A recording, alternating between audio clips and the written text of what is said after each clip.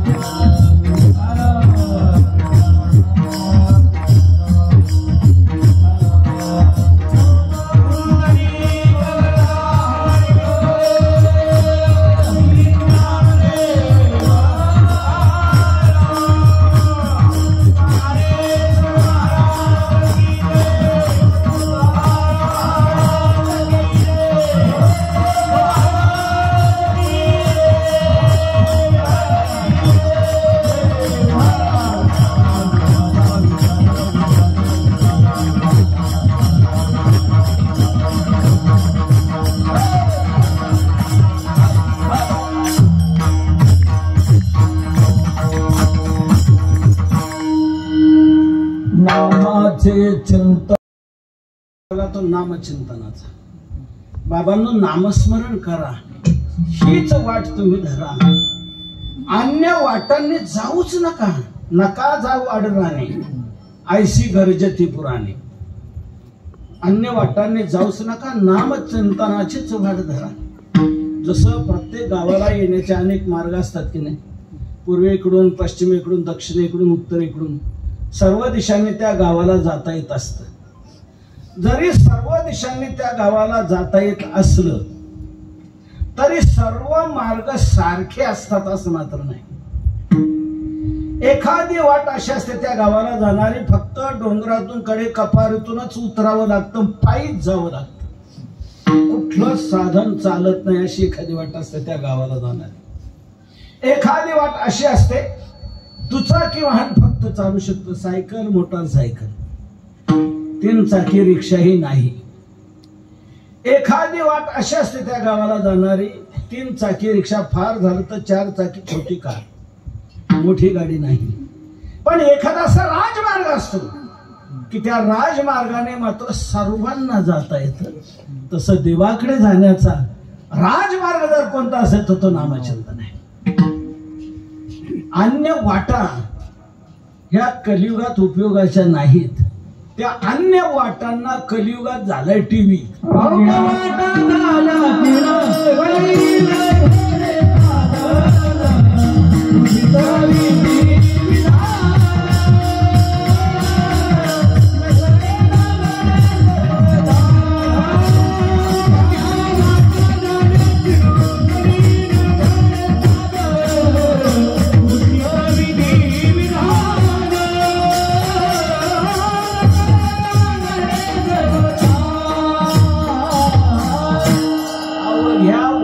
झाल्या क्षीण, सर्व वाटा क्षीण झालेले आहेत, कमकुवत झालेले आहेत. कलियुगात त्यांचं साधन घडू शकत नाही. कली न घडे साधन. का घडू शकत नाही त्याचे कारण तुकोबारे सांगतात. उचित विधी विधान न कळे न घडे सर्वथा. पहिला त्यातला उचित विधीच कळत नाही, कळला तर त्याप्रमाणे घडत नाही. न कळे न घडे, आणि घडला तरी सर्वथा न घडे. सर्व प्रकारे घडेलच असं नाही. म्हणून अन्य वाटा कलियुगात उपयोगाच्या नाहीत. कलियुगात उपयोगाची वाट, सर्वांना जाता येण्यासारखी वाट आणि खात्रीची वाट जर कोणती असेल तर नामचिंतन आहे. म्हणून तुकोबारांनी इतर वाटा ज्या होत्या ना त्या वाटाने लोक जातात, आयुष्याचा कालापव्यय होतो आणि मग जाणं अंतरलं जातं. तेव्हा तुकोबारांनी एक क्रांती घडवली. अन्य ज्या वाटा होत्या त्या मोडूनच काढल्या आणि राज्यभार चालेल असा मार्ग तयार केला, तो म्हणजे नामचिंतन. म्हणून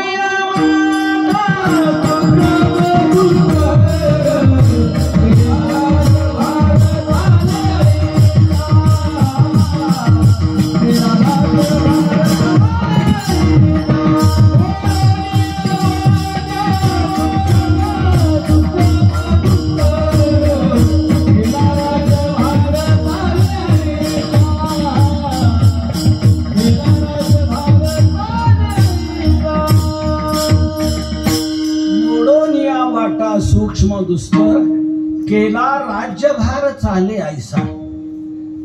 कर्म मार्ग, ज्ञान मार्ग ह्या सूक्ष्म वाट आहेत. योग मार्ग ही दुस्तर वाट आहे, न झेपणारी अशी वाट आहे, खडतर वाट आहे. क्लेशोधिक तरस्तेशा. म्हणून योगाची या वाटा जे निघाले गा सुभटा तया दुःखाचाची वाटा भागा आला. म्हणून इतर वाटा तुकोबारांनी मोडून काढल्या आणि राज्यभार चालेल असा मार्ग तयार केला, तो म्हणजे नामचिंतनाचा. की या मार्गाने सर्वांना जाता येतं. सकळाशी येथे लहान मुलं करू शकतात, तरुण करू शकतात, म्हातारे करू शकतात, श्रीमंत करू शकतात, तसे गरिबे करू शकतात, सुशिक्षित करू शकतात, तसे अशिक्षितही करू शकतात, शेतकरी करू शकतात, व्यापारी करू शकतात, नोकरी करणारे करू शकतात, माता भगिनी सर्व करू शकतात. कोणीच यातून वंचित राहत नाही. यारे यारे लहान थोर याती भलती नारी न करावा विचार न लगे चिंता कोणास. ब्राह्मण क्षत्रिय वैश्य शूद्र चांडाळा हे अधिकार. बाळे नारी नर आदी करून विषय. समाजातला कोणताच घटक वंचित राहत नाही. सर्वांना ही साधना करता येते. म्हणून तुकोबारांनी याच साधनेवर जोर दिला आणि गावोगाव प्रचार दौरा करून लोकांना सांगू लागले, बाबांनो नामचिंतन करा, नामचिंतन करा. हीच वाट तुम्ही धरा. काही लोक म्हणाले, महाराज नामचिंतन करायला तुम्ही सांगता, नामचिंतनाने काय होणार? तुकोबारा म्हणतात, काय होणार नाही. काय नव्हे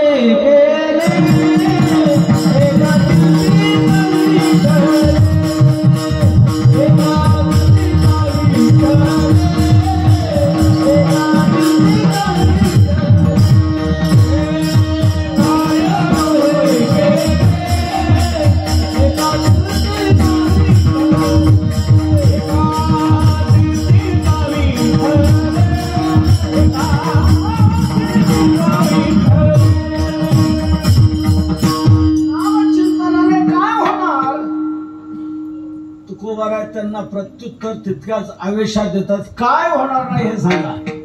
काय नव्हे केले एका चिंतिता विठ्ठले. एका विठ्ठलाचं चिंतन केलं असताना काय होणार नाही. काय होणार नाही याचा अर्थ काय? सगळं काही होईल. तुम्ही जे म्हणाल ते होईल. अवघे होतील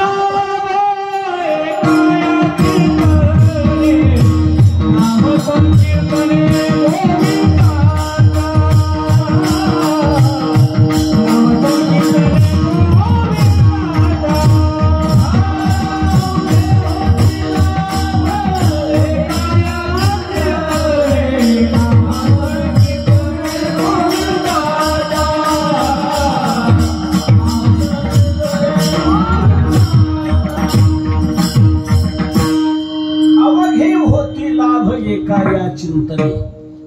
या एका नामचिंतनातून सर्व काही लाभ तुम्हाला प्राप्त होतील. तुम्ही जे म्हणाल ते नामचिंतनाने प्राप्त होणार आहे. जी जी तुमची अपेक्षा असेल ती ती अपेक्षा नामचिंतन पूर्ण करेल. अवघेच लाभ बैसलिया घरा येती भावधरा एके ठाई. हेच साधन रे तुझं सर्व सिद्धीचे. नामचिंतनाने तुम्हाला सर्व काय प्राप्त होईल असं तुकोबारांनी सांगितल्यानंतर लोक म्हणाले, महाराज ठीक आहे, तुमचं म्हणणं आमच्या लक्षात आलं, तर आता आमचा निर्णय झाला, नामचिंतन करायचं आता आम्ही ठरवलं. फक्त आमच्याकडे 2 प्रश्न आहेत, त्याचं निराकरण करा. पहिला प्रश्न आमचा असा आहे, हे नामचिंतन साधन करायचं म्हणजे सर्व काही फल प्राप्त करून देणारं हे साधन आहे. सर्व काही फलाची प्राप्ती करून देणारं हे उच्च साधन आहे.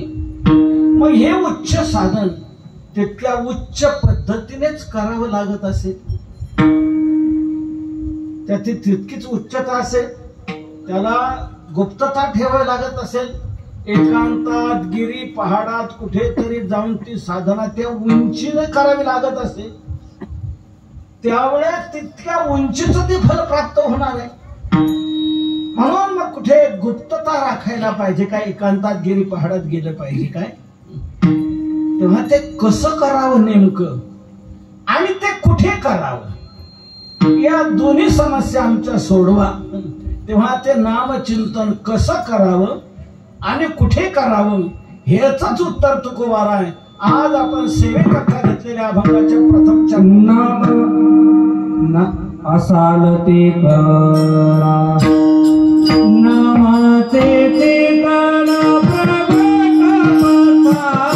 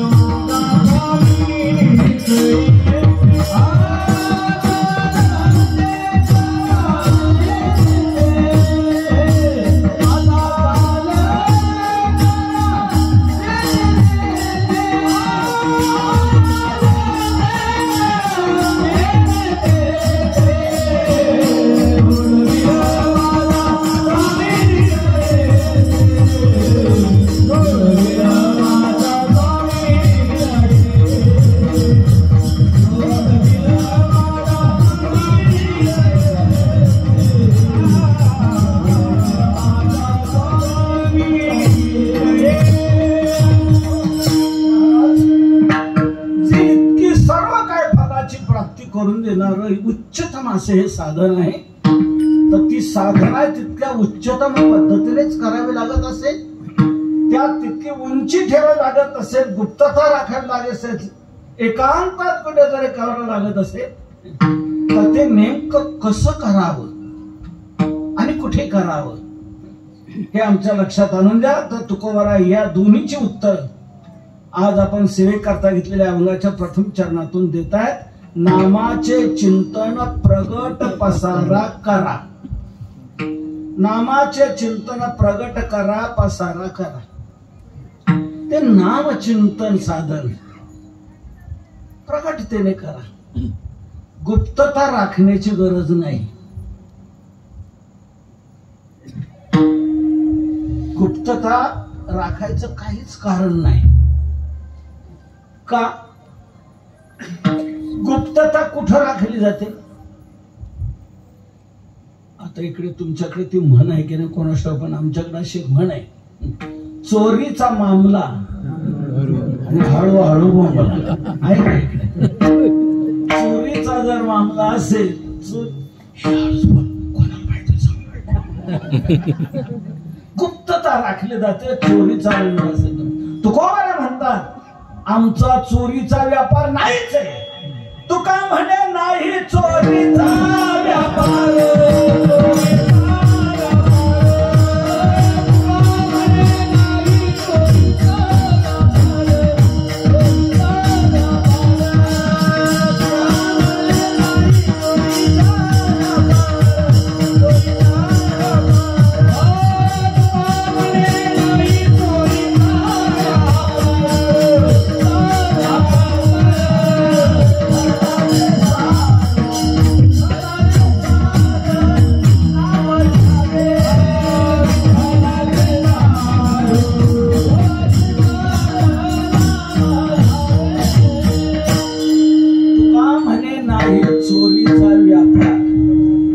व्यापार चोरीचा नाहीये म्हणून प्रगट करायला हरकत नाही. उघडा मंत्र जाणार रामकृष्ण म्हणा, तुटती यातना गर्भवास. मनातल्या मनात गुप्ततेत पुटपुट करण्याची अजिबात गरज नाही. पुटपुट करत बसाल तर भूत व्हाल. तुकोबाराय म्हणतात मंत्र यंत्र काही करीसी बुटबुटी, तेने भूत सृष्टी पावशील. उघडा मंत्र जाणार रामकृष्ण, प्रगट पसारा करा. जितक्या जोराने म्हणताय तितक्या जोराने म्हणा. अलीकडे आपल्या संप्रदायातही घुसखोरी झालेली आहे. अनेक वेगळे लोक शिरलेले आहेत याच्यात आणि ते गुप्त मंत्र द्यायला लागलेले आहेत. एकांतात नेतात, खोलीत कोणतात, वरून चादर पान करतात आणि त्याच्या कानात काय पुटपुट करतात कोण असतं त्याचं त्या नाही कळत. तुकोबाराय म्हणतात आम्हाला हे मान्य नाही.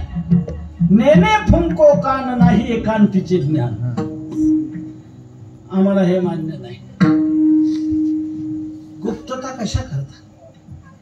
प्रगट पसारा करा. जितक्या लोकांच्या कानावर जाईल तितक्या लोकांच्या कानावर जाऊ द्या.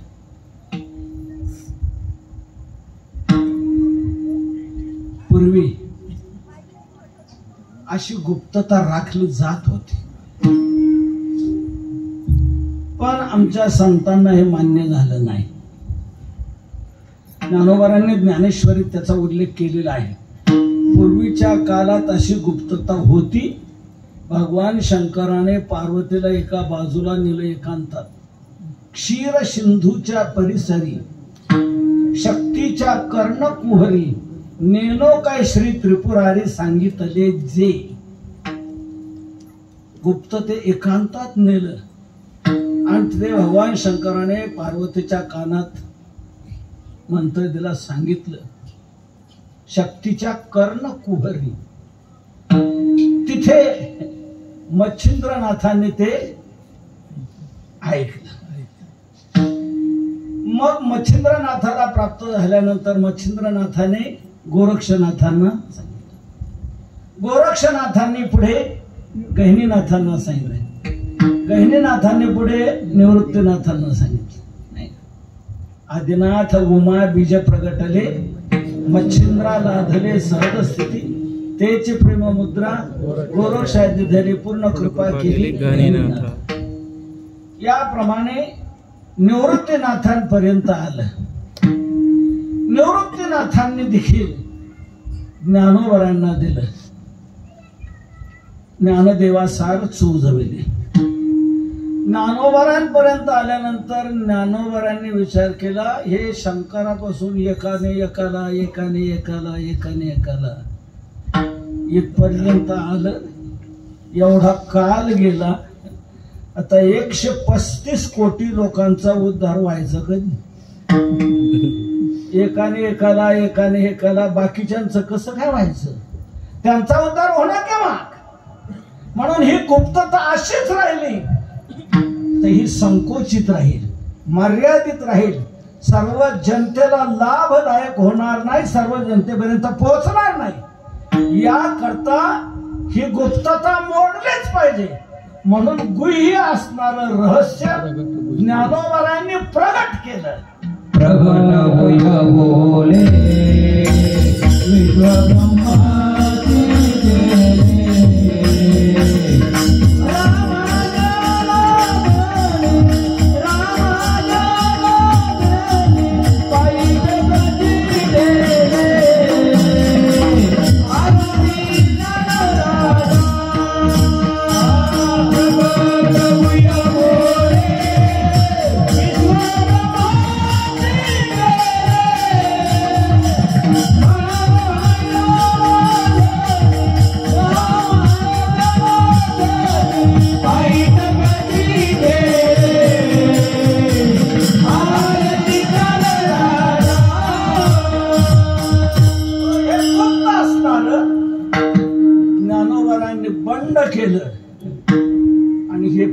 करून टाकलं. गुह्य असलेलं प्रगट गुह्य बोले विश्वब्रह्माची केली आणि सर्व जगाला हे अन्न छत्र खुलं केलं. जयाने घातली मुक्तीची गवारी मिळविली माती वैष्णवाची.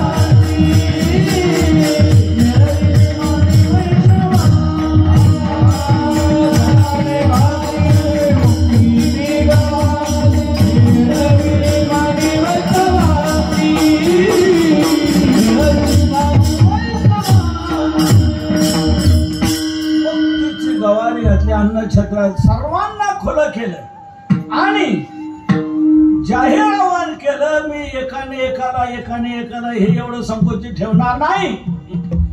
अवघाची संसार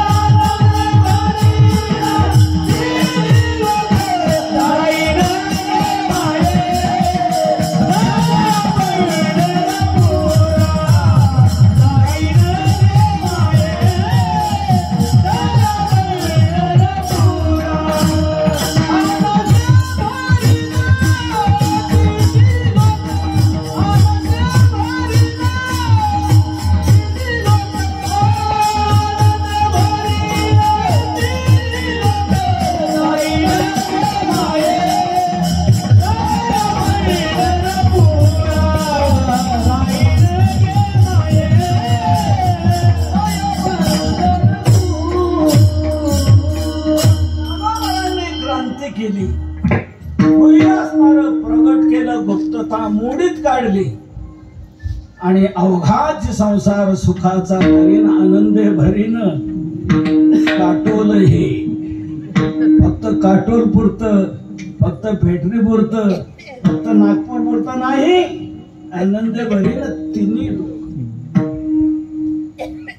तेव्हा संतांना हे मान्य झालं नाही गुप्ततेचं स्वरूप, त्यांनी सर्व प्रगट केलं. म्हणून तुकोबारा हे म्हणतात गुप्तता राखण्याची गरज नाही, प्रगट करा. जितकं जोराने म्हणतात तितकं जोराने म्हणा. बिंबीच्या देठाला रग लागेपर्यंत म्हणा, कुत्सरपणा करू नका. कथेत उभं राहिल्यानंतर जो कुत्सरपणा करतो ना, त्याच्या पापाला मर्यादा नाही.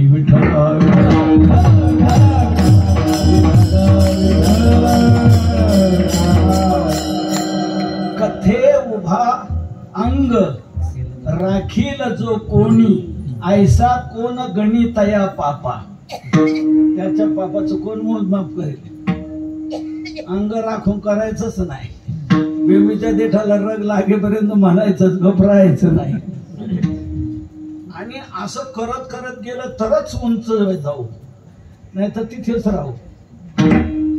जितक्या जोराने म्हणतात जितक्या जोराने म्हणा. ज्ञानोबरांच्या भाषेत बोलू का? रामकृष्ण टाव नित्य फोडी,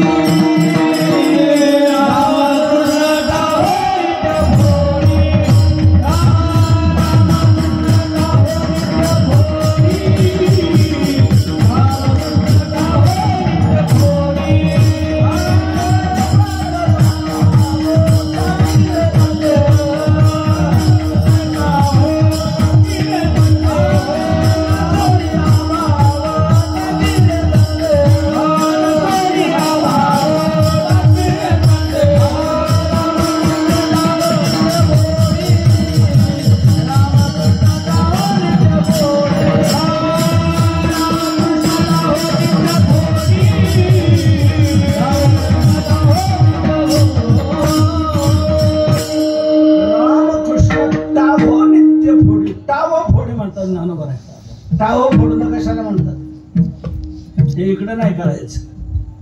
तर माता भगिनीस इथल्या लक्षात, अगं या रंगूबाई काय गप्पे तू रंगून गेली, लवकर घरी जा, तुझ्या मुलाने टाव फोडलाय. तुझ्या मुलाने टाव फोडलाय, तू लवकर घरी जा म्हणते. मुलाने टाव फोडलाय म्हणजे तो मनातल्या मनात रडतोय ना, त्यावेळेला टाव फोडला म्हणतात का? मग आपली सर्व शक्ती पणाला लावून तो रडतोय, त्यावेळेला म्हटलं जातं टाहो फोडलाय. तसं आपली सर्व शक्ती पणाला लावा आणि जितक्या जोराने म्हणताय तितक्या जोराने म्हणा. प्रगट बसायला करा. कुणी म्हणाल का उगीच ताण घ्यायचा? तर ताण का घ्यायचा? दोन गोष्टी सांगतो. पहिली गोष्ट ही, जितक्या उंचीने तुम्ही जोराने म्हणाल तितकी तुमची साधनेमध्ये एकाग्रता तयार होईल. एकाग्रता तयार होईल आणि एकाग्रता हे यशाचं बीज मानलेलं आहे. एकाग्रता यशो बीजम. एकाग्रता हे यशाचं बीज आहे. एकाग्रता साधली का यश निश्चित पातळीत पडतं, यश प्राप्त होत असतं. तुम्ही जितक्या उंचीने म्हणाल तितकी तुमची त्या नामात एकाग्रता तयार होईल. सज्जन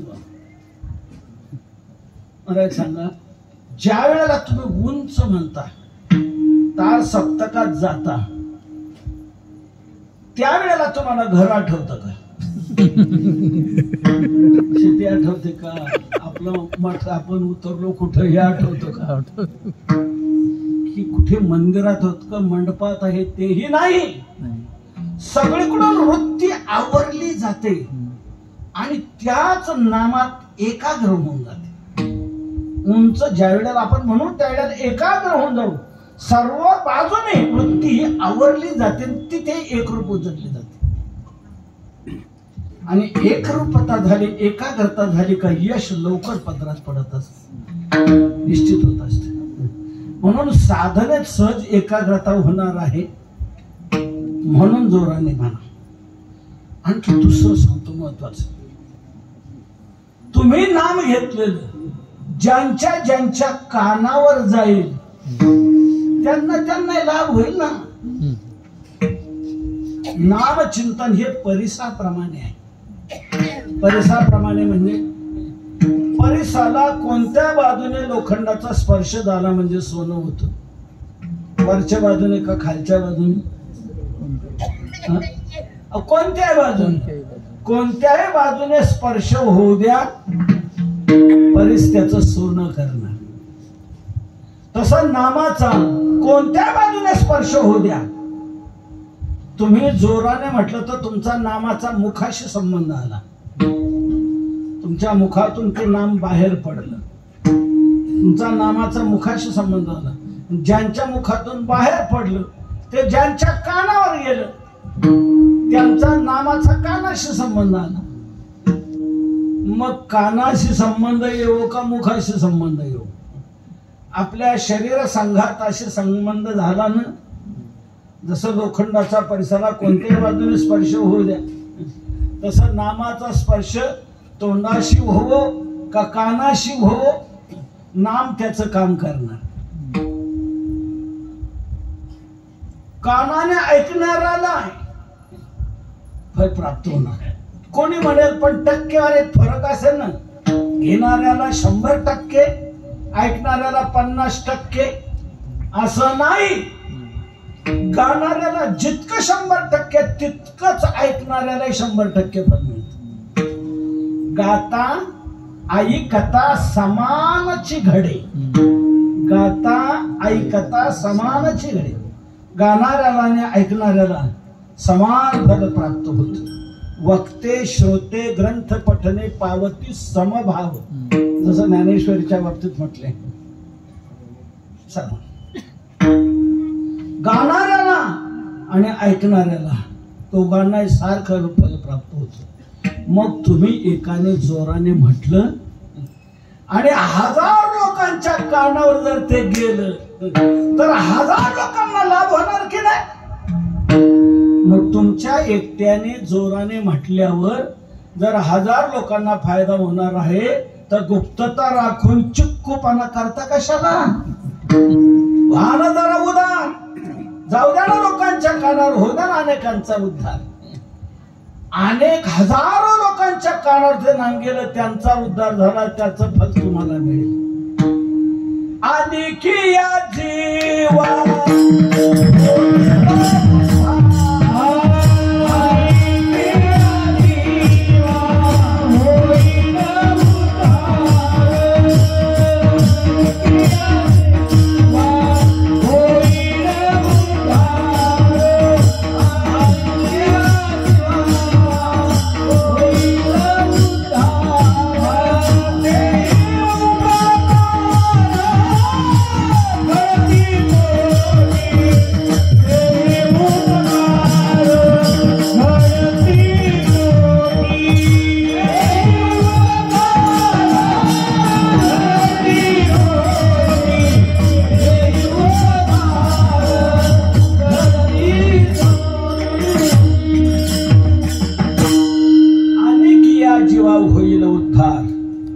तेही उपकार घडती कोटी.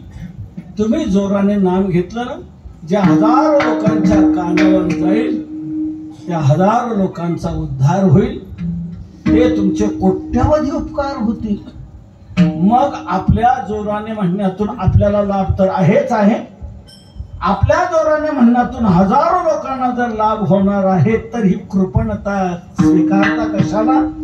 वाहन जरा उदार, वाहन व्यापक होऊ द्या ना अनेकांना लाभ. तुकोबरा म्हणतात प्रगट करा, प्रगट करा. बसा.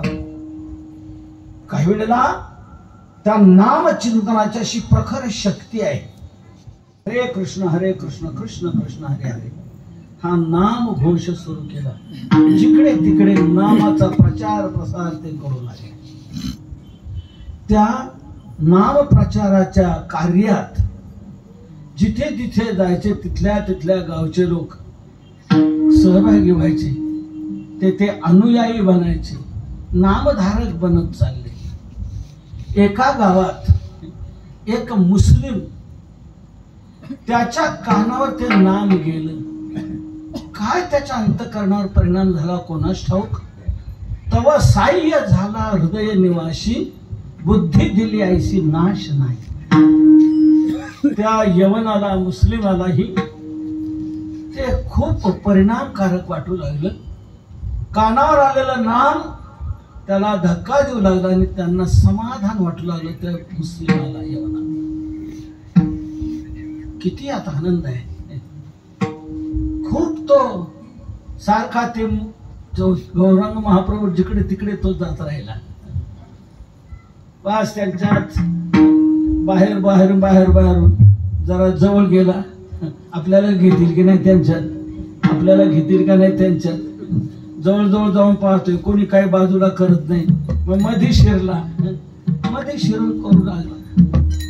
तर उलट गौरांग महाप्रभूंना अधिक समाधान वाटलं. कारण आपलं नामचिंतन विशिष्ट जाती करता, समाजा करता नाही. सारखं सकाळास येते याता याती धर्म नाही विष्णुदासा. तुका म्हणे नाही जाती सवय काम, ज्याचे मुखी नाम तोची धन्य. संतांनी जातीला मूल्य दिलं नाही, कृतीला मूल्य दिले नाही. म्हणून गौरांग महाप्रभूंनी त्याला जवळ केलं. तो अतिशय समरस झाला, अतिशय समरस झाला आणि तोही नामचिंतनाकडे वळला. मग त्याच मंडळीत तो रमला गेला. जिकडे जातील तिकडेच तो जातो आहे, नामचिंतन करतो आहे.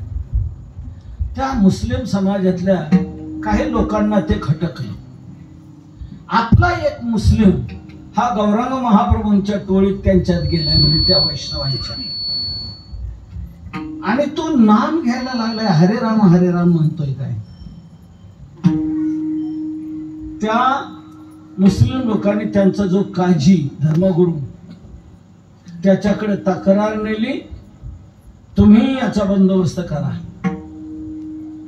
त्या काजीने 8-10 दुष्ट लोकांना तयार केलं, सांगितलं की जा त्याला पकडा, सांगा तू कोण आहेस, तू आपला मुस्लिम आहेस आणि हिंदूच्या देवाचं काय नाव घेतो. देव एकच आहे, देव अनेक नाही बरं का, देव एकच आहे. प्रत्येक धर्मात प्रत्येकात त्याचं नाव भिन्न भिन्न आहे, देव भिन्न नाही, देव एकच आहे. त्याला अद्दल घडवा हे करायचं नाही. त्या 8-10 दुष्ट लोकांनी वेतीच्या काठींनी त्याला मारलेलं आहे. तू हे नाव घ्यायचं नाही. बेशुद्ध पडला तो. थोडासा शुद्धीवर आल्यानंतर बोल काय तुझा विचार. तो म्हणतो माझा विचार हा आहे, तुम्ही एकदा हरी म्हणा, माझ्याप्रमाणे तुम्ही या हरिनामात सहभागी व्हा. तो म्हणला येतं बिघडलं हे आपल्याला बिघडायला पाहते. पुन्हा आणखी मारला. बेशुद्ध पडलेला आहे म्हणे, कुठपर्यंत याच्या मरणाची वाट पाहायची म्हणे. एक करा, उचला याला गंगेत टाकून द्या. उचललं त्याला, गंगेच्या ओघात टाकून दिलं. वाहत तो खाली गेला. खाली एका कोळ्याने जाळं पसरलं होतं त्या नदीत. त्या जाळ्याला तो अडकला. कोळ्याला सोडावलं, वाटू लागलं मोठा मासा सापडला. त्याने लगेच ते जाळं बाहेर काढलं. पाहत होते हे त्याच्यावर उपचार केले. तो शुद्धीवर आला. तो यवन. गौरांग महाप्रभूंनी त्याचं यवन हरिदास असं नाव ठेवलं. यवन हरिदास. पहिला एक दुसरा हरिदास होता, हा दुसरा हरिदास यवन हरिदास आहे. आणि मग तो गेला आपल्या कुटीमध्ये आणि नामचिंतन करतो आहे. त्या दुष्ट लोकांनी जाऊन सांगितलं काजीला मेला, संपला, तो गेला, वाहत गेला, समुद्रात जाऊन मिळाला. काहींनी शोध घेतला नाही, आहे पुन्हा त्या झोपडीत आहे, चाललंय त्याच. काय करायचं. मग त्या काजीने एक वेश्या तयार केली. त्या वेश्येचं नाव वीरांगना. त्या वीरांगना नावाच्या वेश्येला तयार केलं आणि सांगितलं की तू जा आणि त्याला भ्रष्ट कर. ती वीरांगना वेश्या गेली. यांचं चाललेलं नामचिंतन. हे म्हणू लागली मी आपल्याकडे आलेले आहे. माझी इच्छा, माझे काम वासना पूर्ण करा. माझी इच्छा पूर्ण करा. ते यमन हरदासजी म्हणतायत तुझी इच्छा पूर्ण करायची, ठीक आहे, माझा नित्यनेम होऊ दे. आणि ठीक आहे, होऊ द्या तुमचा, मी बसते. ती बसलेली आहे वेश्या तिथे आणि यांचं चाललेलं आहे हरे राम राम राम हरे हरे, हरे कृष्ण हरे हरे राम राम हरे कृष्ण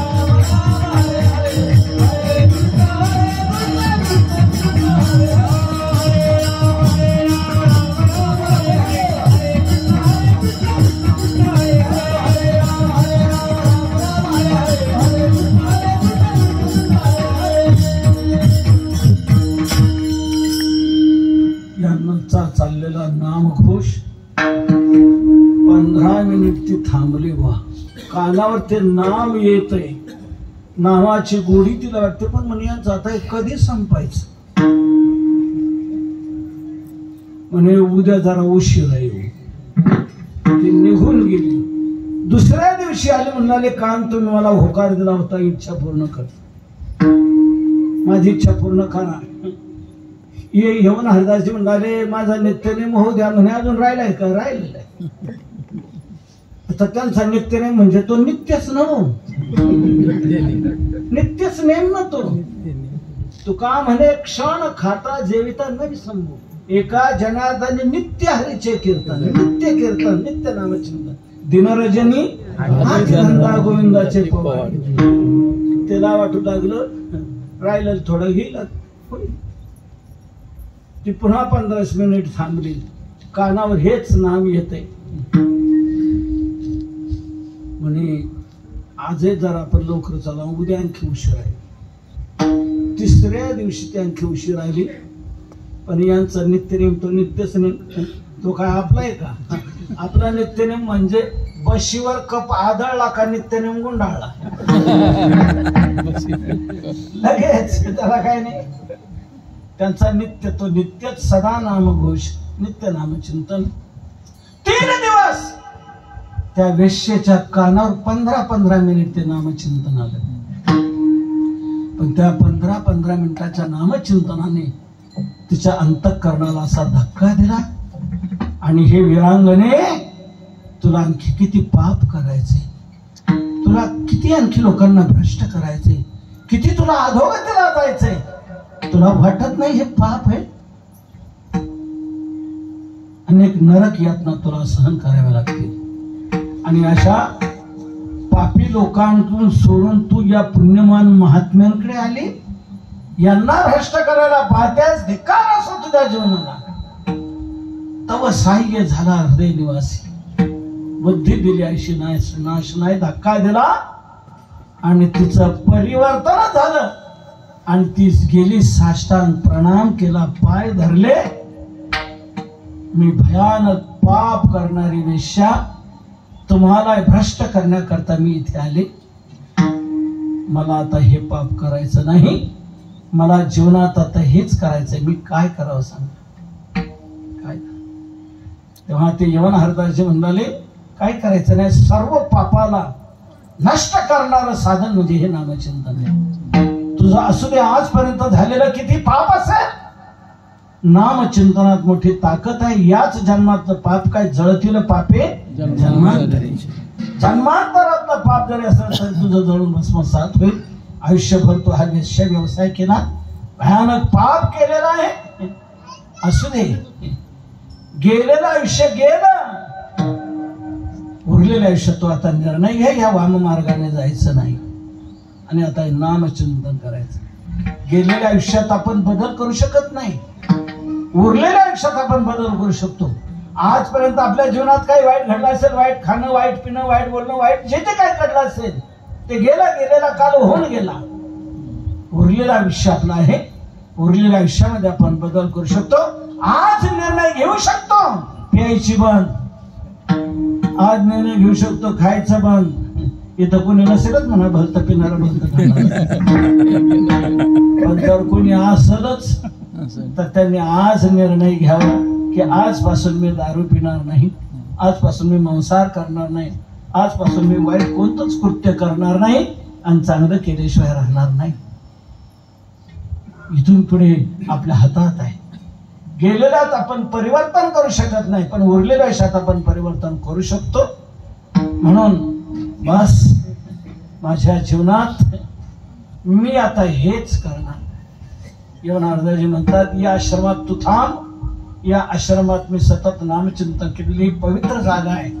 इथे तुझ्या बुद्धीत बदल होणार नाही, तू या नामात एकनिष्ठ असेल. ती वीरांगना वेश्या मुख्य कुंटिनी होती, ती तिच्याजवळ अनेक वेश्या होत्या व्यवसाय करणाऱ्या. त्या म्हणते आपली मालकीन कुठे गेली, मालकीन कुठे गेली, अजून काय येत नाही, अजून काय येत नाही. पाहत आहेत लागला धागा दोरा की त्या तिकडे गेलेल्या होत्या, म्हणून तिथे येऊन पाहत आहेत यांचं चाललंय नामचिंतन. त्या म्हणाले आपलं काय म्हणे, तो संपला आता व्यवसाय, तुम्ही सोडून द्या. हे विक्रय करायचा नाही, हे पाप करायचं नाही, नरकाला जायचं नाही, आपल्याला आता आपला उद्धार करून घ्यायचा. तुम्ही सोडा आणि या नामचिंतनाकडे या.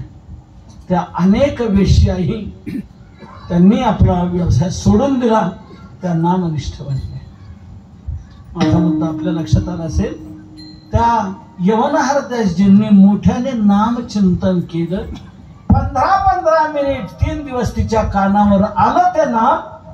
त्या कानावर आलेल्या नामाने तिच्यात परिवर्तन घडवलं. तिला पापाच्या मोठ्या खड्ड्यातून बाहेर काढलं, अनेकांना बाजूला काढलं गेलं. असा जर अनेकांना लाभ होणार आहे तर गुप्तता राखता कशाला, करानं प्रगट होऊ द्या, अनेकांच्या कानावर जाऊ द्या, त्याचा उपयोग होऊ द्या, लाभ होऊ द्या. म्हणून तुकोबरा म्हणतात, नामाचे चिंतन प्रगट पसारा करा. याच्या दृष्टीने तुम्हाला जिथे राहावं लागत असे तिथे असाल ते करावे.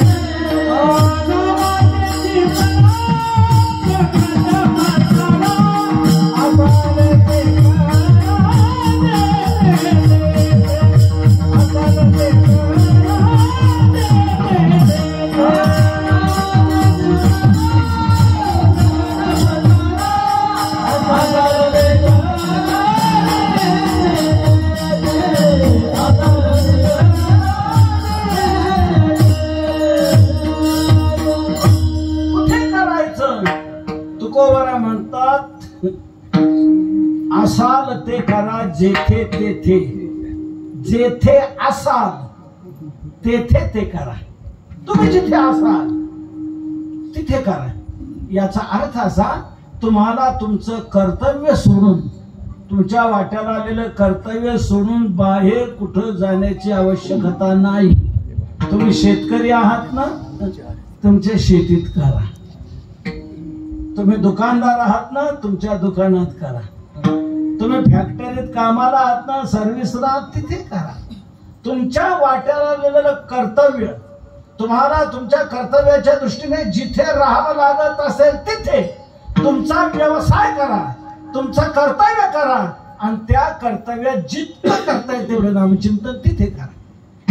कामामध्ये काम काही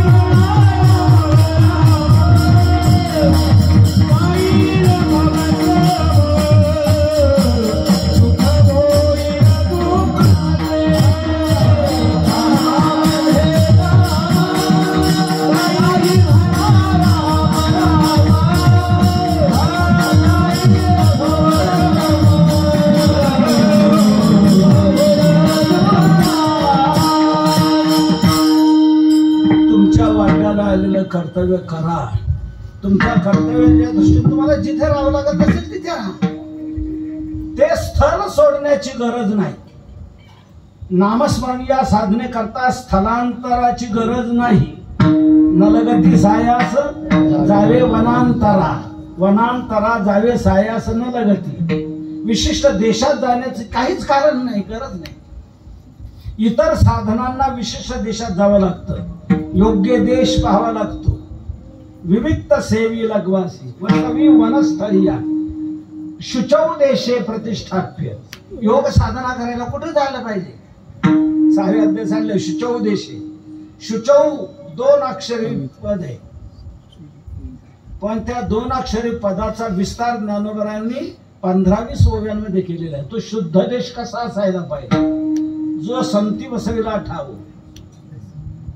अभ्यासाची आपण याते खरी परी आवश्यक पांडवा, ऐसा ठाव जोडावा तेथ निगूढ मठ व्हावा का शिवालय. बारकाईने खूप चिंतन केलं. तिथे झाडी कशी असावी, जोडती झाडे सदा फळती, सतत फळ देणारी झाडं तिथे असायला पाहिजे. कारण योगी कोणत्या वेळेला विठ्ठल दशेवर येईल सांगता येत नाही. विठ्ठल दशेवर आल्यावर त्याची कुंडलिनी जागी झाल्यानंतर त्याला आहार पाहिजे, पण त्या लगेच त्याला फळ मिळालं पाहिजे. अशी जोडती झाडे सदा फळती, सतत फळ देणारी झाडं तिथे असायला पाहिजे. हे कळण टाकळ हे नको तिथे. फळाची चांगली फळं अशी असणारी झाडे पाहिजे. आता ही अळमाळ पाणी झोळलं असं वाहत आहे, तिथे पोपट नको, भंगे नको, शुकहन षटपद तेवते नाही. ज्ञानोबाराय मोर चालतील का? ज्ञानोबारा म्हणतात मोर चालतील, पण त्यांनी कायमचं थांबायचं नाही, अपडाऊन करत राहावं. निरंतर नाही, तरी आली गेली काही हो तुका मयुरी आम्ही नान म्हणू. काय साहित्याची गोड भाषा ज्ञानोबारांची. निरंतर नाही, त्यांनी कायमचं थांबायचं नाही. कीर्तनापुरतं यावं, कीर्तन झाल्यावर निघून जावं. गौतुका मयुरे आम्ही ना म्हणू, आम्ही त्यांना नाही म्हणणार नाही. मग तिथे असं कसं म्हणत सर्व आपण. माझा मुद्दा आपल्या लक्षात आलाच की योगाभ्यासाकरता विशिष्ट देशात जायला पाहिजे, तीर्थयात्रेकरता विशिष्ट देशात जायला पाहिजे, ज्ञानाकरता विशिष्ट देशात जायला पाहिजे. पण नामचिंतनाकरता विशिष्ट देशात जाण्याची गरज नाही. तुम्ही जिथे असाल तिथे तुमच्या कर्तव्याच्या दृष्टीने तुम्हाला जिथे राहावं लागत असेल तिथे करा. शेतकरी आहात तुम्ही शेतीत करा, दुकानदार आहात दुकानात करा. कारण कोणत्याही संतांनी संसार सोडा आणि मंदिरातून बसा माळी आणि जप करा असं सांगितलं नाही. सुखी करावा संसार, तुमच्या वाट्याला संसार खुशाल करा. ते करत करत जितकं करताय तेवढं नामचिंतन करा, कामामध्ये करा. विशिष्ट देशात जाण्याची गरज नाही, तिथे करा. अशा प्रकारे असाल ते करा जेथे तेथे. काम शरीर निर्वाह करता व्यवसाय करायला पाहिजे. अहो प्रपंच करा की परमार्थ करा, शरीर कार्यक्षम पाहिजे की नाही? आणि शरीर कार्यक्षम राहण्यासाठी त्याच्यात गोळाभर अन्न गेलं पाहिजे की नाही? आणि ते गोळाभर अन्न शरीरात जाण्यासाठी चोऱ्या करायला पाहिजेत की नाही? पटलं नाही की नाही? चोऱ्या नाही करायच्या, आईत खाऊ बनायचं नाही, चोऱ्या करायचं नाही, पोट बाबू व्हायचं नाही, पंक्ती पठाण व्हायचं नाही. कर्तव्य करायचं. शेती करा, नोकरी करा, व्यापार करा, व्यवसाय करा, कष्टाने मिळवा, आपला उदरनिर्वाह करा, कुटुंबाचा निर्वाह करा. आणि जितकं करताय तेवढं नामचिंतन करा, कामामध्ये काम. म्हणून आपल्या व्यवसायात असताना नामचिंतन करता येतं, दुकानातही करता येतं. कोण म्हणजे दुकानात कसं काय झालं? गिरायकाशी संबंध आहे. गिरायकाला गावर आहे का? म्हणे रामकृष्ण हरी. कसा गेलो तुला? म्हणे रामकृष्ण हरी. सागर आहे का? रामकृष्ण हरी. गिरायक काय म्हणून? हे दुकानदार कालच्या कीर्तनापासून काय सरकलंय का काय कळत? आपण काय म्हणतो, हे काय म्हणते? रामकृष्ण हरी. याच्या दुकानात नाही काय, चला दुसरीकडे. दुकान कसं काय चालायचं? तू म्हणतो दुकानात आहे म्हणा, तर मी काय म्हटलं? दुकानात आहे म्हणा. मी म्हटलं बरोबर आहे, पण गिरायक आल्यावर म्हणा असं नाही म्हटलं मी. दुकानात आहे म्हणा म्हटलं, गिरायक आल्यावर म्हणा असं नाही म्हटलं. गिरायक आल्यावर नका ना म्हणू. गिरायक आल्यावर त्याला बोला, काय पाहिजे तुला सांग, काय भाव सांग, किती त्याची यादी तयार करा, त्याला काय काय लागते त्या यादीप्रमाणे त्याचा माल त्याला व्यवस्थित वजन करून द्या, काट्याला झटका न मारता त्याचे योग्य पैसे घ्या. त्यात जर काही 100-200 त्यांनी कमी दिले असतील तर ते मागून घ्या. एवढ्या बाजारात तो 200 रुपये कमी दिले तर कसं काय आमचा व्यवसाय चालायचा? 5-10 टक्क्याचा धंदा करायचा. व्यापाऱ्याची दिने आम्ही देणार कसे काय? काढ पैसे म्हणा. त्याने पैसे दिले, त्याचा माल त्याने घेतला, तो पण गिरायक ते निघून गेलं. दुसरं गिरायक अजून आलं नाही. आता तोपर्यंत दुकानात काय काम आहे? मग चालू द्या ना तिथं राम कृष्ण हरी राम कृष्ण हरी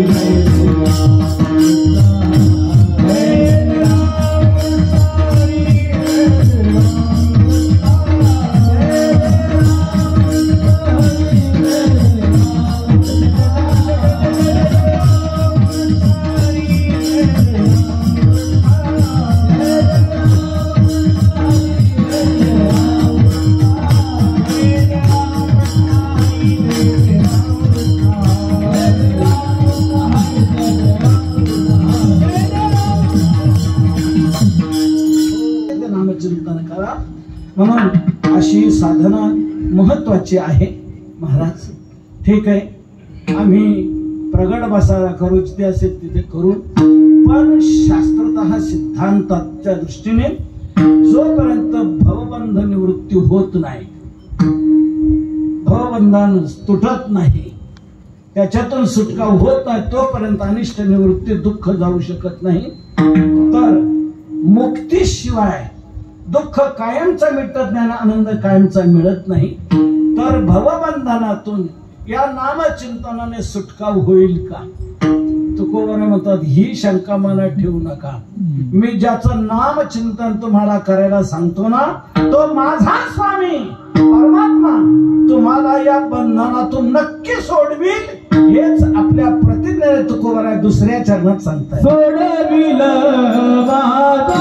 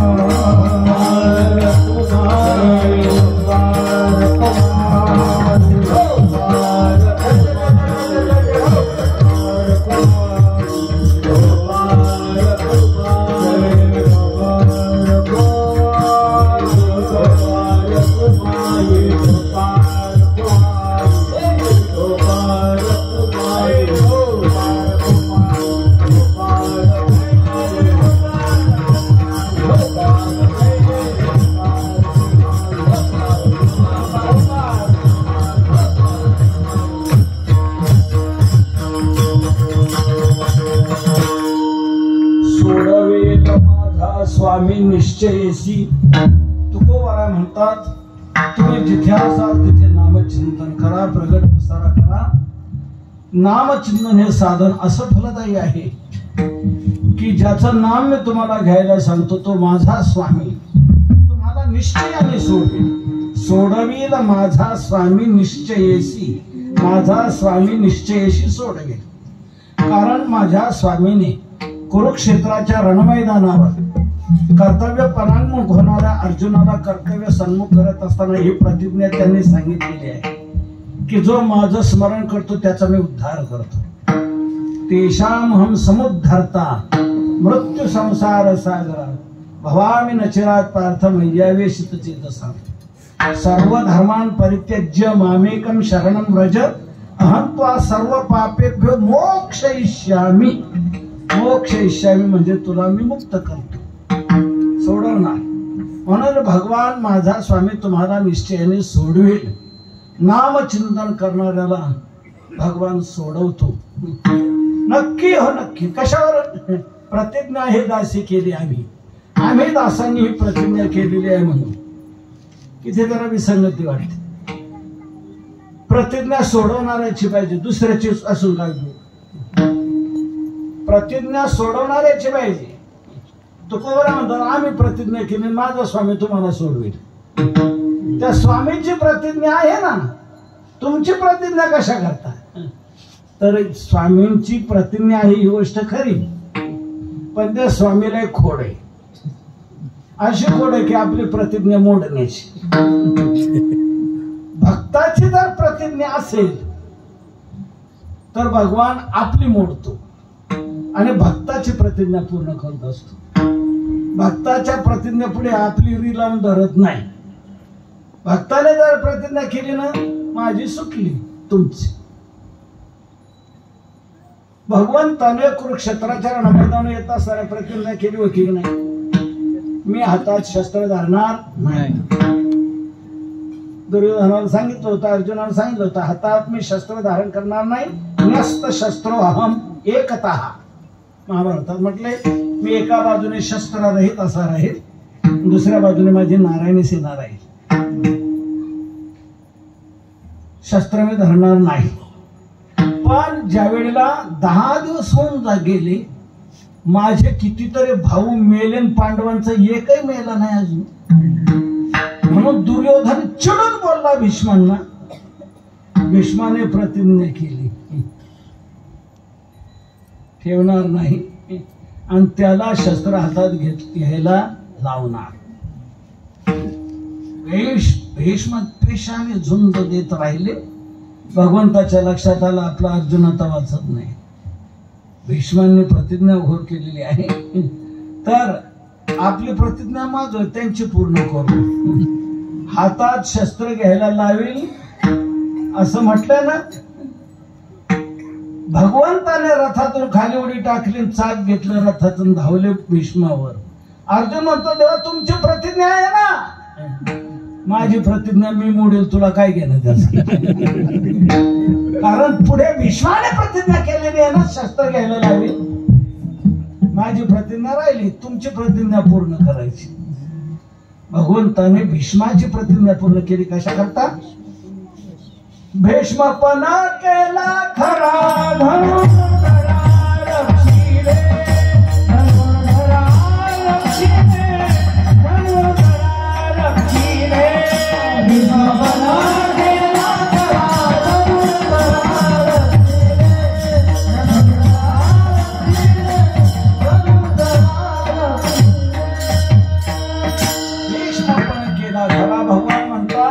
माझ्या भक्ताने जर प्रतिज्ञा केली असेल तर माझी प्रतिज्ञा काय?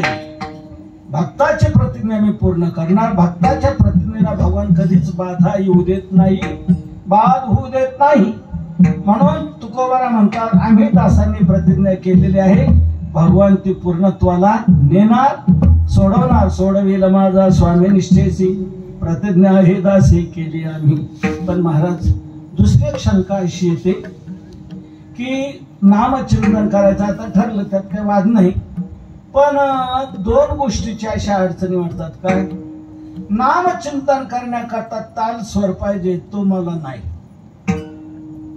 स्वर नाही का ताल नाही, आम्ही असे आसुरी बेसुरी आहोत. आणि दुसऱ्या बाजूने पाहायला गेलं तर आमचं रेकॉर्ड खराब आहे. अनेक बाजा आमच्या घरात आणलेले आहेत, अनेक व्यसन दुर्व्यसन दुर्वर्तन असे आम्ही आहोत. एका बाजूने दोषांनी पुरेपूर भरलेलो आहोत आणि दुसऱ्या बाजूने ताल स्वर गुण कुठलाच नाही भजन करण्याकरता नामचिंतन करण्याकरता. तर आमचं ते ग्राह्य होईल का? भगवंताला ते मानलं जाईल का? तुकोबरा म्हणतात तुम्हाला भगवंताचा स्वभावच कळला नाही. भगवान नामचिंतन करणाऱ्याचे गुण पाहत नाही का, दोष पाहत नाही, मग काय पाहतो? हे अभंगाच्या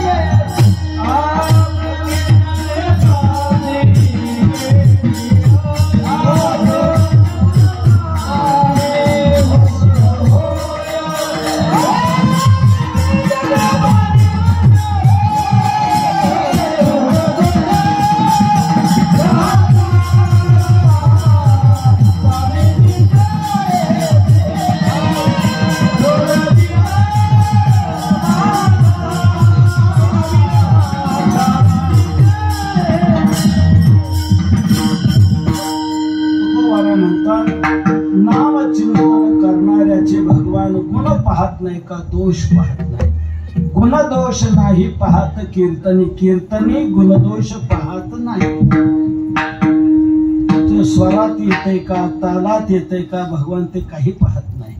राग चुकलाय का, अवरोह बरोबर आहेत का, मिश्र तर काय झालं नाही ना, भगवान ते काहीच पाहत नाही. गिरीधर लाल तो भाव का भुगला, राग कला नाही जानत तुका.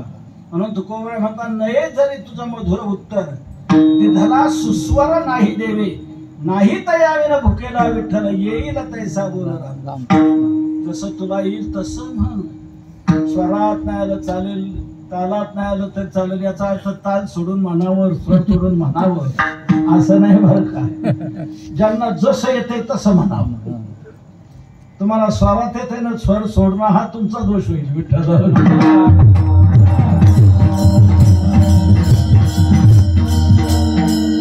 जसं येत असेल तसं, येईल तैसा बोल रामकृष्ण, जसं येईल तसं म्हणत राहा.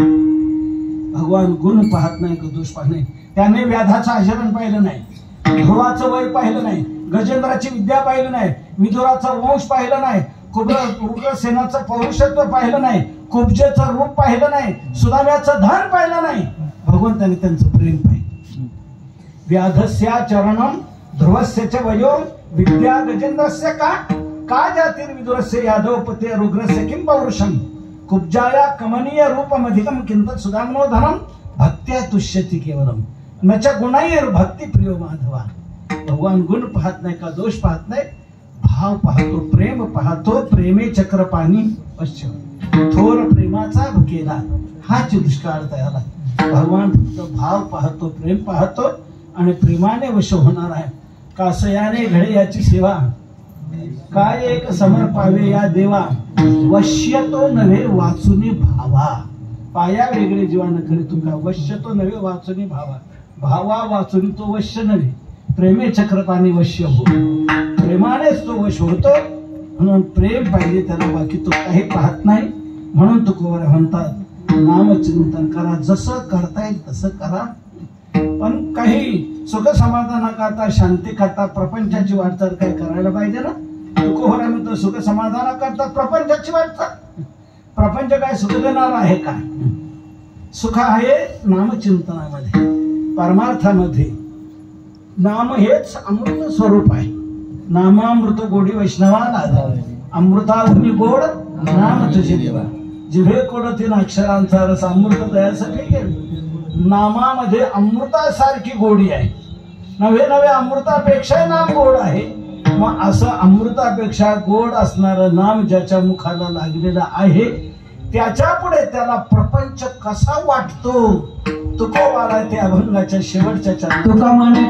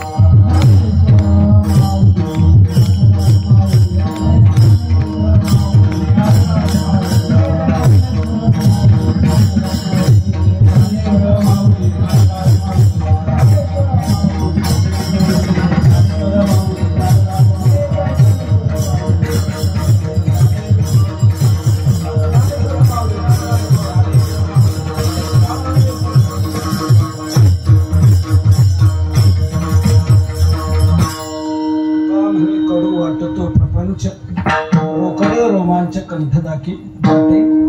नामामृता पुढे त्याला प्रपंच हा कडू वाटतो. तो आहेच कडू.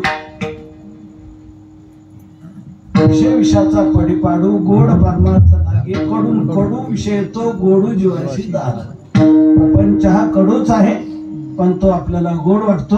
पण ज्याला नामामृताची गोडी लागलेली त्याला तो जसा आहे तसा तो अनुभवाला येतो, त्याला तो कडू वाटतो आणि तो त्याच्याकडे रममान होत आहे. आणि नामामृतातच रममान होऊन तो आनंदाचा आनंद तो लुटत असतो. त्याला बाहेर जाण्याची कोणी गरज नाही. अष्टसात्विक भाव या नामचिंतनातून प्रगट होतात. रोकडे रोमांच कंठ दाटे, कंठी प्रेम दाटे, नयनी नेरलोटे, हृदय प्रगटी रामरूप. असे अष्टसात्विक भाव निर्माण होऊन तो नामामृताची गोडी चाखत असतो. त्यापुढे त्याला प्रपंच कडू वाटतो. म्हणून ह्या नामामध्येच सर्व काही साठवलेलं आहे. आपण ते करा. तुकोबाराने आपल्याला अशी प्रेरणा दिलेली आहे. आपण आपली दुर्व्यसनं सोडा, दरवर्तन सोडा. गळ्यात पवित्र तुळशीची माळ एकादशी वेळात नित्यनामस्मरण आमचे मामासाहेब दांडेकर नेहमी सांगायचे. गळ्यात पवित्र तुळशीची माळ घाला, ती मरायच्या आत घाला. मेल्यानंतर दुसऱ्याने नको अरे पाला आणून याच्या तोंडात घाला. इकडे काय पद्धत आहे? आणि त्यात्रेच्या वेळेला त्या प्रेताच्या तोंडात तुळशीचा पाळा घालतात ना. आता कशाला हो? जिवंताने गाणी घातले ना, आता मेल्यावर त्या माड्याच्या तोंडात तुळशी घालून काय? मरायच्या अगोदर तुळशीचा स्पर्श शरीराशी व्हायला पाहिजे. ज्याला मिळत तो शरीरात असताना तुळशीचा स्पर्श आहे. तो जीवात्मा शरीर सोडून निघून गेलाय आणि त्याचं पडलेलं मड त्याच्या तोंडात अख्खं झाड जरी कोंबलं. अहो साधी गोष्ट आहे. पाहुणा आला त्याला काही उपचार केले नाही, पाहुणा निघून गेला, काही उपचार न केल्यामुळे कोणी बोलले नाही, काही नाही काही नाही. त्या पाहुण्याला वाटलं कोणी बोलतही नाही काय नाही, इथे थांबायचं काय सर उगीच चालू म्हणतो. गेला निघून त्या रागाच्या बरं पण त्याचा बूट राहिला तिथं. पाहुणा निघून गेला. हो आता कसं काय जाऊ द्या गेला तर त्यांचा बूट आहे ना इथं. तो बूट काढला पलंगावर ठेवला. आणा पोहे, आणा लाडू, आणा शंकरपाळी. कोणाला? बुटाला. बूट घालणारा निघून गेला, बुटाच्या तोंडात घालून उपयोग काय. तसं जीवात्मा शरीर सोडून निघून गेलं, त्याच्या मढ्यात तुळशीचा पाला घालून काय. तर तो शरीरात असताना तुळशीचा स्पर्श व्हायला पाहिजे. आपल्या देहावर तुळशीपत्र ठेवावं, देह देवाला समर्पित करावा. देवाला समर्पित झाल्यानंतर आपल्याला काहीच कमी पडणार नाही. देह समर्पित जे देवा भार काहीच न घ्यावा, होईल आघवा तुका म्हणे आनंद. म्हणून आपण असं समरस व्हावं. ज्ञानोबराय, तुकोबराय या सर्व संतांनी आपल्याला खूप मोठी सुंदर दिशा वारकरी संप्रदायाने दिलेली आहे. सर्वांचा यात अधिकार आहे. सर्वजण करू शकतात, सर्व काली करू शकतात, सर्व देशात करू शकतात. अशी सुलभ साधना त्यांनी आपल्याला शिकवलेली आहे. आपण आपल्या वाटचालीत आपल्या प्रपंचाची वाटचाल करत करत जितकं नामचिंतन करतात तेवढं करावं.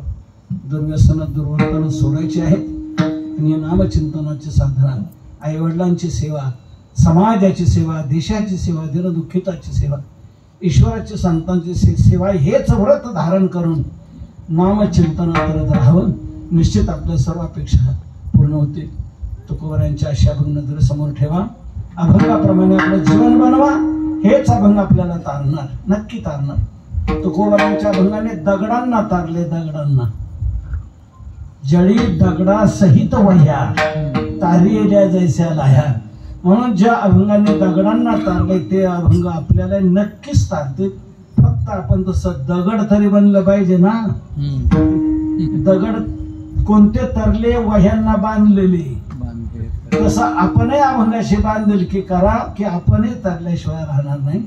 म्हणून सर्वच्या सर्व अभंग सर्वांच्या निदर्शनास येण्यासाठीच गाथा मंदिराची योजना देहूला राबवण्यात आली. जिथे तो गाथा तारला, जिथे तुकोबरायांनी 13 दिवस अनुष्ठान केलं, जिथे तुकोबरायांना बालवेशात देवाने दर्शन दिलं, त्याच प्रासंगिक प्रासादिक जागेवर या अभंगांचं शिलालेख स्वरूपात जागतिक कीर्तीचं मंदिर उभं राहिलेलं आहे. पूर्ण गाथा उच्च प्रतीच्या मार्बलवर कोरून लावला गेलेला आहे.